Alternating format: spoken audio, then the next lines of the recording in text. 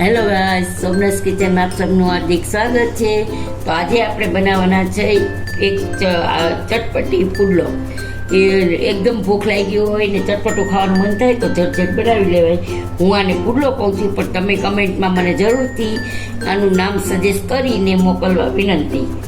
તો એના માટે મેં અહીંયા એક ડુંગળી અને એક ટમેટું ચોપ કરી લીધું છે અને એકદમ બારીક ધાણાભાજી સમારી લીધા છે.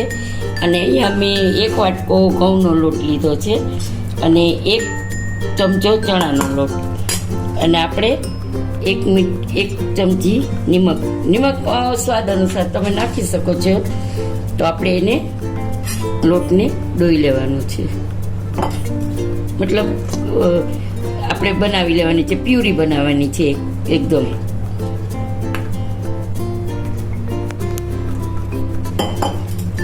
એકદમ સ્મૂથ બેટર બનાવવાનું છે. આપણે થોડું પાણી ઉમેરી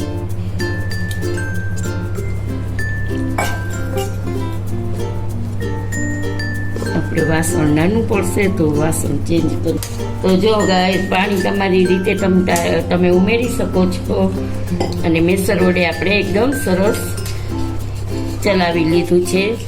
તો એકદમ સ્મૂથ બેટર તૈયાર થઈ ગયું છે આપણું. જો ક્યાંય ગાંઠી નથી. તો હજી થોડુંક આપણે પતલું કરશું. જો એકદમ સ્મૂથ થઈ ગયું છે. તો બેટરનો ફ્લો આવી રીતે રાખવાનો કે એક સરખું પડે, બહુ પતલું નહીં ને બહુ જાડું નહીં, એકદમ મીડિયમ રાખવાનું છે. હવે 2 મિનિટ માટે આપણે એને રેસ્ટ રાખશું અને આ ડુંગળી ટમેટા છે એ ઉમેરી દઈશું આપણે. એકદમ ચોપરમાં મેં ચોપ કરી લીધા છે. અને આપણે અહીંયા ચીલી ફ્લેક્સ નાખી દઈશું 1 ચમચી જેટલા છે. પછી તમારે જેટલું તીખું ખાતા હોય એ પ્રમાણે તમે નાખી શકો. લીલા આદુ મરચાં નખાય, પણ અમારા નાના છોકરાઓને ખવડાવું છે એટલે બહુ તીખું નથી કરવું. અને અહીંયા ધાણાભાજી ઝીણા સમારેલા છે તો એ હું ઉમેરી દઉં છું. અહીંયા આદુ મરચાંની પેસ્ટ પણ તમે નાખી શકો, પણ અત્યારે ગરમીની સિઝન ચાલુ થઈ ગઈ છે તો બહુ તીખું નહીં ચાલે એટલે હું નથી નાખતી. તો બસ જો આટલી કન્સિસ્ટન્સી હોવી જોઈએ.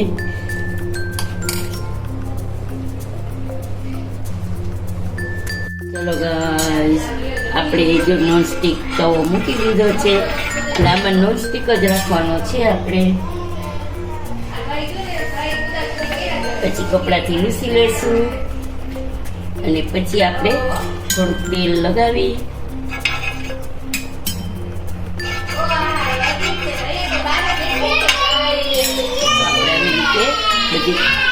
આપણે આવી રીતે મૂકી દઈશું.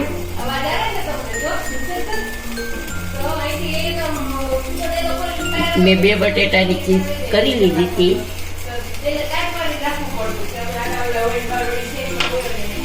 તો જુઓ ગાઈસ, આપણે આવી રીતે બધી ચીઝ છે એ પાડી ગોઠવી દીધી છે. અને હવે એની ઉપર આપણે આ બેટર નાખવાનું છે, મતલબ પાથરી દઈશું આપણે પાતળું.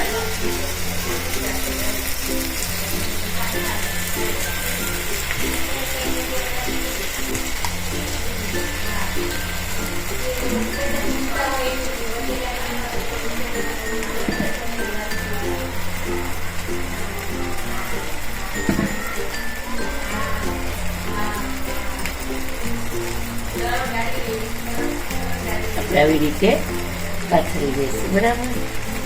હવે આપણે એને ઢાંકી દઈશું.